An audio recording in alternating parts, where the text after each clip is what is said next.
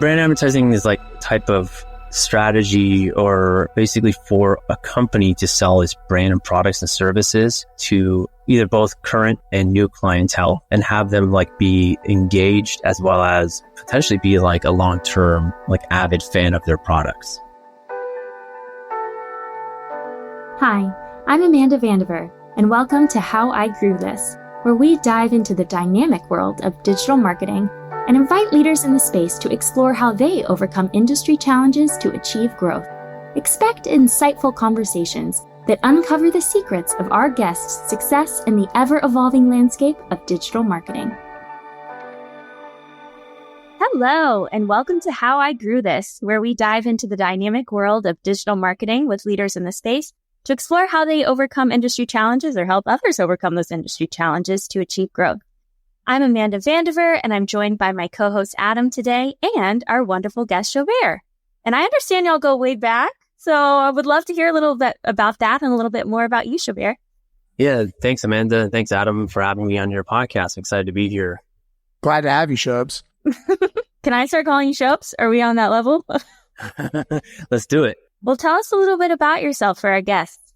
Great. Yeah, so I'm Shobeir Shobeiri. I'm Senior Director of Business Development here at Mintegral. We are a top 10 mobile SDK ad network. Basically, we compete in most game and non-game applications on mobile as a bidder in their ad stack. And we have ads from full screen ads like reward interstitial to banner native. And we have a global reach of well over 1.2 billion daily active users. Jeez. So happy to be on here. And as you mentioned, yeah, I'm kind of a veteran in this space. Been able to work since my days at the App Store launches, testing some apps to joining Moptix when I used to work with Adam to now at Mintegral. 15 years ago. Yeah, it's pretty crazy. 15 years. Yeah, we could definitely talk about the evolvement of mobile advertising for sure. The good old, because we were there, yeah. Yeah. Living it. Awesome. Well, it's so great to have you here today. And I'm really excited about this topic. Today, we're going to be talking about the past, present, and future of brand advertising on mobile games. And really to kick us off, I was hoping you two could help explain what brand advertising means in the context of mobile so that we're all on the same page and speaking the same language. Sure. I mean, brand advertising is like a type of strategy or basically for a company to sell its brand and products and services to either both current and new clientele and have them like be engaged as well as potentially be like a long-term like avid fan of their products. That's kind of like in short, kind of mentioned that of what like brand marketing is in a traditional sense. Yeah. There's really to bifurcate it into two sections. There's performance and brand advertising, two types. Brand advertising to me is an exercise in trust, building trust with the consumer, building trust with you, the brand, with your consumer, potential consumer. I was reading this morning, there's a marketing rule of 7, and that is that a consumer needs to see your brand advertised 7 times before they start to feel a connection with your brand to start buying. Whereas performance advertising is a exercise in measured outcomes. You put $1 in, you measure the efficacy of that dollar in driving X amount out, hopefully more than what you put in. And so to bifurcate the types of advertising into two sections, brand is an exercise in trust, building a halo effect around people understanding who you are, where performance is driving an outcome.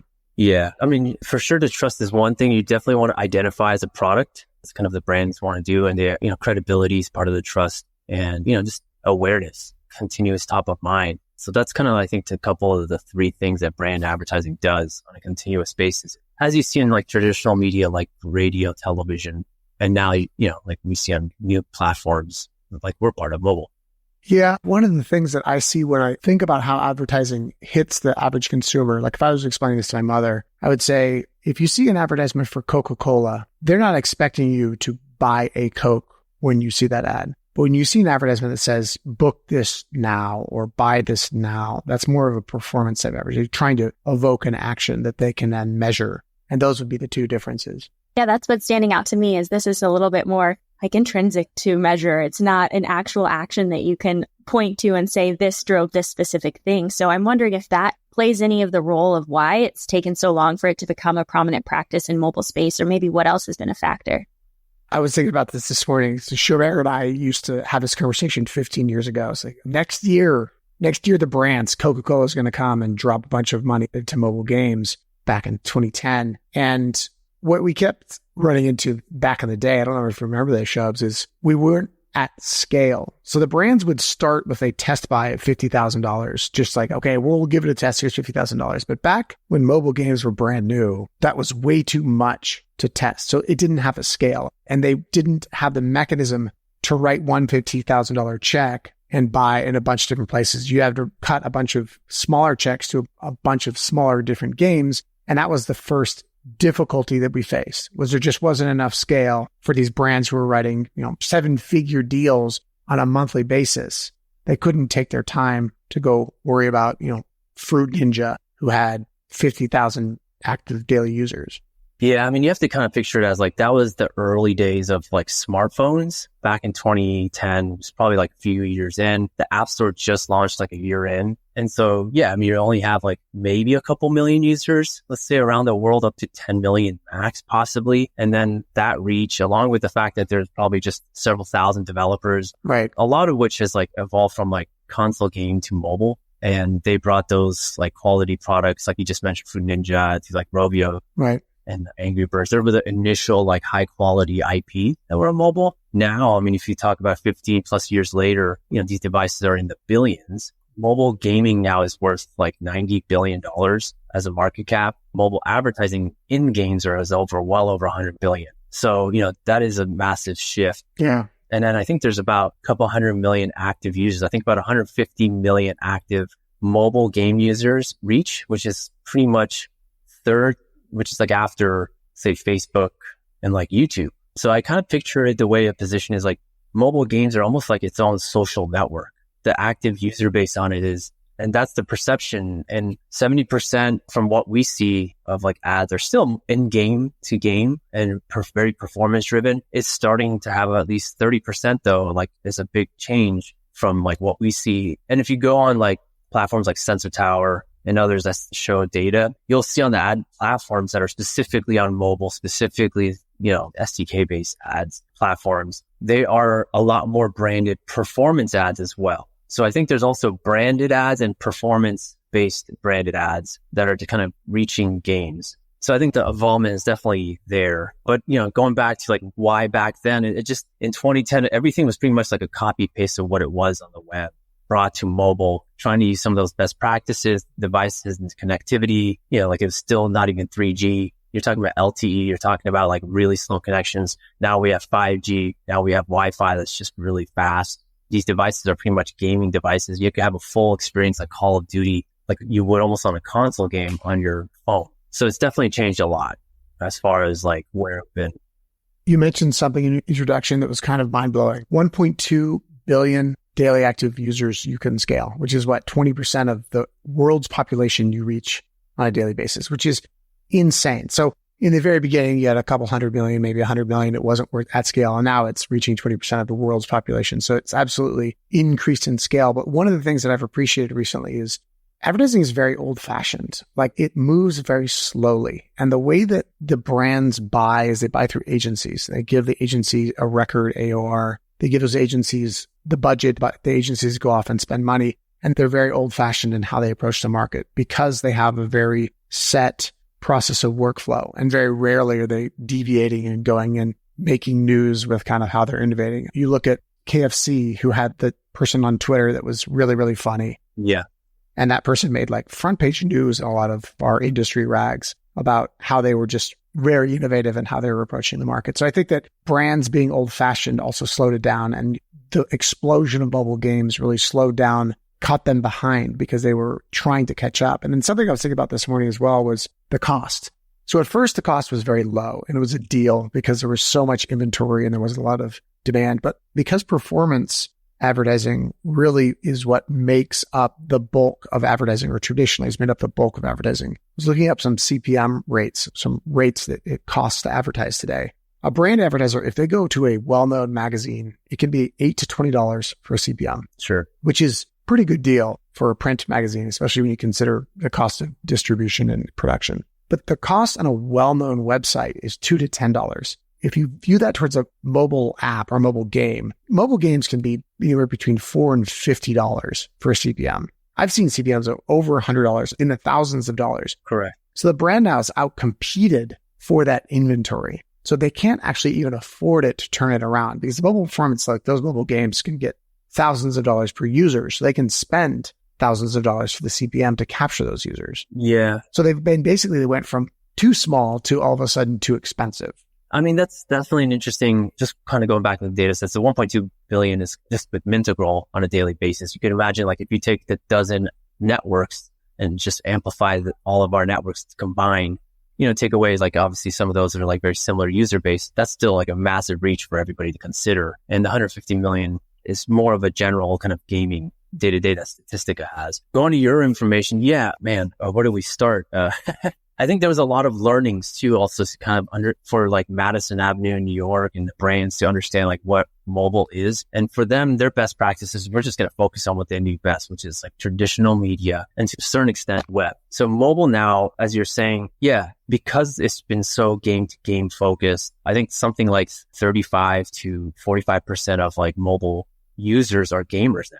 And this is like casual games and so forth. So like the general public uses like a word game, uses like a puzzle game, maybe uses a board game on mobile. So that's something like one knowledge base that probably could be shared. The other is the price points. You're definitely right. CPMs right now are, pretty pricey. They've come down since the market, in the last couple of years. I think the peak was like around the pandemic, and then it grew from like 2022 was like the ultimate peak. And then since then, it's kind of been around the same. And I've never seen $1,000 CPM as far as like a campaign. But if you kind of take it as, all right, this is the general use of like a game. What's the target audience we're looking for? Is it in parallel to what we have right now on other products and platforms? Can we test something out? You could almost test something as little as like $15,000 to 30 for a budget. And I mean, if you really want, you can just a couple $100 a day and really see if your product can perform. Yeah. Within other products to compete in a game. So it's not like you're just going to be daunted, like, oh my God, how am I going to get into this application? It's understanding how the products work. Right now, if you want to kind of do a one-to-one to what the web has, yeah, you could just do a typical banner ad. It's very static. It's there. You could have just a huge reach. You get brand recognition. So a lot of e-commerce products do that. Like Amazon, very known to just have like a banner ad in a lot of games right now. That does really well. If you want more of like a engaging experience, a lot of like the delivery apps like Ubers, DoorDashes and others, which cater to say gamers, for example, who are, want to eat like a pizza last minute. Don't want to move. Don't want to get out of the chair. Yeah. But Shobes, I'd say that when you're looking at DoorDash and you look at Uber Eats and you look at Amazon, I'd argue those are performance advertisers. Those aren't brand advertisers. You could state both. Right? Because they both have like branded experiences. And you could also say, hey, are you current? If you've never used those products, then yeah, they're trying to find new users. And where can they find those new users? And they'll try to find that through performance-based apps, right? Like that's one's like. So they have to establish trust and then they can drive performance. But I mean, famously, Amazon and Uber. Yeah. And then the other would be like re-engagement, retargeting, basically, which is like one of the things we were talking about, like how our brands getting into non-games is a lot of, gamers probably have installed these applications or products. And it's a good way to re-engage those users to come back to either their website and or to their applications to be involved. So that's probably more what you're seeing as a branded experience on a performance level in mobile from these products. Yeah, let's talk about that a little bit because retargeting obviously plays a crucial role in both brand and performance ad strategies. But can you explain for our listeners how retargeting works today, especially now that we know we've shifted away from individual user tracking and this post-deterministic measurement landscape that we live in now? Yeah, I mean, so the idea is like, how do I get to reach my audience? And within like the lens, you could do it, with the general applications that are out there and social media platforms where the eyeballs are at, or you could basically target games. And as I mentioned before, I think it's actually more probably expensive to acquire new users. And for a traditional brand, we just mentioned a few of them or even more. Yeah, like you're looking at a way to just kind of re-engage users. And again, there's about 35 to 45% of users using games on a daily basis. On average, almost some of these people could reach anywhere between 5 to 20 minutes a day. And that's kind of in total session time. And then from there, you're just trying to retarget your user base. How do you retarget? You show kind of specific ads. It could be something with like special, like you're giving, I think just kind of keeping it with this discussion of Amazon. They're having their big Amazon, I think Prime Day or something that's coming for July in the 16th, 17th. And that's a great way to... Yeah, seeing a lot of ads about that actually every time I open it. By the way, I'm not sponsored by Amazon. I'm just telling you this example for everybody to understand is you could target games and gamers. Like, hey, did you know you could get discounts on these products? And don't forget that. And you kind of just engage them to click back to Amazon.com or Amazon, the application, and order. It doesn't feel as intrusive as like another ad does. The other thing too with re-engagement ads is if you understand like what the ad units are in a game and the genre, again, I was talking about non-intrusive, you could actually do really well in games. So what does that mean? If you look at the genres within games and how many sessions and how many ad units are hyper casual, I call it kind of the like fun, easy to play 5 second to a minute long, like really casual games are like roll this ball down the hill, right? And within that 1 minute you play, there's usually 7 ads in that one game alone. But if you play more of like a core or more like a casual game that's either a puzzle and or word game, let's say Words with Friends, for example, Wordle and others, you're looking at maybe 1 to 2 ads in your time frame there. And then like what else is there? There's like core games, usually maybe like 1. It's usually like a rewarded game that's like, hey, you lost the battle, watch this video and kind of get rewarded. So if you understand those kind of mechanics and the demographics of users, then your targeting and your retargeting can be done very well and have a good result for actually much more cost-effective rate than say like we were just talking about performance. The performance of retargeting can be done like at massive scale and probably for a discount and have the reach you're looking for. So my understanding of how retargeting is done with deprecation of identifiers, and I've asked a lot of DSPs, retargeting DSPs about this, is that number one, there's a surprisingly large amount of opt-ins. So they can use opt-ins to track and target users. So that's one. That's correct. The second is there's now with the new version of AdKit, Apple's privacy-centric measurement, there's a retargeting Boolean that basically says this user has downloaded in the last 35 days. So that will tell you not how to target, but how to engage or re-engage a user. And the third, and probably the most promised for effectiveness in the future on measurement, is data clean rooms that allow you to see the overlap ex post facto. So once they've actually served, you can actually see them. But there is a problem about targeting and serving ads to users in games or mobile in general, or post cookies on the web. When you can't track a user and you aren't opt-in, how do you actually find that user? Yeah. So that's something that I'm curious on, is like, will that kill or severely limit the effectiveness of retargeting in the future? No, I don't think so. I mean, that's a really good point. Obviously, if someone opts in, you have a higher likelihood of targeting the user you're looking for, right? Versus you could generalize, as I mentioned, if you understand the applications, the demographics that use those type of applications, if you're targeting a certain country or region, or even if you really want more granularly, like cities and states. More than that, that's just targeting. Retargeting is you serve a user again a follow-up ad. Correct. So you could target and canvas a region like California or Palo Alto zip code and target them over and over and over. Is that retargeting, or is that just advertising canvassing to a certain DMA? That is definitely advertising. And I think for retargeting, obviously, like it's probably like better for you to target like re-engaging users who have opted in. But I think if you're, you want to retarget like a general mass user base, like as a genre or demographic, say like certain age range and stuff, you could from different networks. I have a theory, and this is kind of a cheap theory because it's already kind of published. It's Google's, what they used to call Fledge, but now it's Google Privacy Sandbox. They have engagement API, I think it's called, which is you could actually retarget using first-party data on the device. So basically, the app says, if this user comes back or comes up, I want to pay X amount and serve them this ad. And then on device, that will serve that ad or allow you to serve that ad without ever allowing you to track or see that user. I think that that's going to be the future of retargeting, which is attribution methodologies that are controlled by the platforms will end up allowing you to retarget, but they will control when and where that ad shows up. Yeah. I mean, I could see that definitely as kind of a thing where most of the networks have their own kind of methodology and so forth. And I'm assuming you guys also see something like that from like an MMP level tracking capability. Yeah. Where you guys have a little bit different than say your peers and competitors do. Is that correct? Yeah, we see a lot of the new methodologies for how people are tracking. Now, I heard a theory the other day that Google Privacy Sandbox may never actually roll out because the DMA and other EU certifications are trying to block it. And Google will just say, fine, cookies deprecated, figure it out. Yeah. Which will be interesting. Another person told me that he doesn't see cookie deprecation happening before the end of the decade. Wow. So I think we've got a long way to go. I want to talk a little bit more about the future of mobile advertising here. Are there any other emerging trends or technologies that you think will really start shaping the industry in the coming years?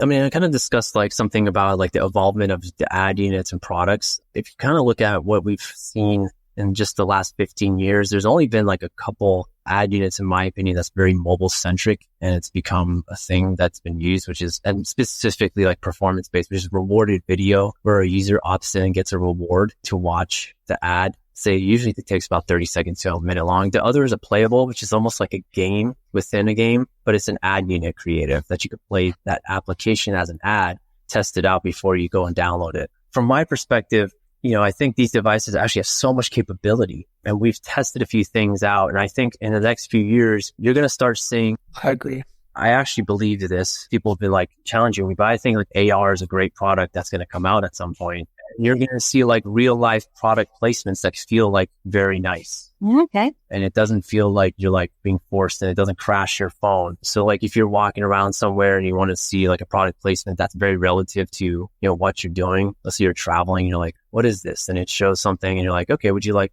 maybe a little bit more comfortable shoes to wear here? I don't know, something of that nature. Yeah, that could be something. And I think Snap and a few other platforms tried this recently. That's just one vertical, like an example of like an ad unit I feel like could come out. Well, I'd say that Roblox is doing this today. Roblox, in a lot of ways, virtual reality, where you have an avatar walking around and brands are actually creating brand experiences or like brand lands within the Roblox ecosystem. So in a lot of ways, it's kind of the precursor to what will happen with VR and AR starting to expand. Yeah. And I think the metaverse is interesting. You could kind of almost like build out a whole community with like a brand and product as well. And the Roblox is definitely that like poster child product on mobile with a huge daily active user base that's growing, and they're becoming adults. So their spend is going to get higher and higher. The other, which is like traditional that we've seen, which is maybe something that could be just much more easier to do and maybe more lighter. I call it this, like takeovers or skinning of an application, where in the past, it was like super expensive to buy out or like an application. Now you could almost like merge together with a company and a brand. What does that mean? So in the last couple of years, Scopely, for example, worked with Hasbro, created Monopoly Go. They built this really great experience of like a traditional board game into like a casual experience. They had the social best practices from their other games that they've been doing for the last 15 years. And the game is done pretty exceptionally. I mean, what released in the first year alone, it's generated over $2 billion. Yeah, so something like that is kind of like, I think the bigger picture of like a fully embedded experience of a game and brand. But there's been stuff like in the last 10 years, if you want to kind of say more like simpler, Gucci did a partnership with like Wildlife for tennis clash. I think it was during around this time, around Wimbledon a few years back during pandemic. They tested this out and it was a great kind of plugin. So you're playing tennis in your game. You want your favorite characters to have Gucci. You could buy it, test it. Oh, I actually kind of like this. I'm going to go buy the real product. So that experience is something that could actually happen too, in my opinion, from like an embedded experience from, the other would be like if you're a celebrity or a famous person, there have been good apps and there have been failures. But like a good example was Kim Kardashian, I think her app with Blue Games, and that lasted like 10 plus years and it generated well over, I think over 100 million possibly revenue. Which is crazy. I'll have to double check, but that was another kind of like a personal branded experience. So I wonder if like you'll see influencers more and more getting into, ads and products and co-ad exist with a brand and sell it on like mobile. And that way you're almost like, as you see kind of in the stories, Instagram stories or Snap stories or TikTok stories, you'll see it within a game. Interesting. I love hearing about these creative approaches to advertising that you've both seen. Maybe to wrap things up, can y'all share a little bit more about that? Maybe for our listeners, if they're interested in making sure that they're running ads that avoid that fatigue and that they are contributing positively to user retention. Anything to share there?